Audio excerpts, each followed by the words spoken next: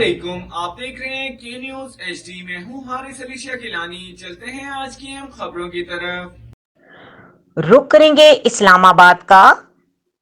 Opposition leader की कुर्सी खतरे में, पीटीआई का अहम फैसला। एक बार फिर आपको बताते चलें, अपोजिशन लीडर की कुर्सी खतरे में, पीटीआई का अहम फैसला।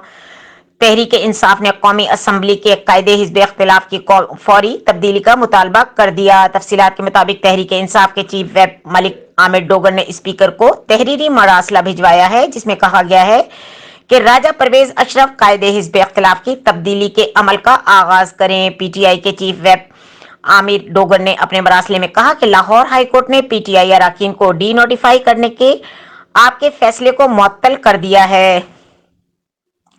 हाईकोर्ट के फैसले के बाद पीटीआई ऐवान में हिज़्ब इख्तिलाफ की सबसे बड़ी जमात तोशाखाना केस नैब ने बुशरा बीबी को भी तलब कर लिया।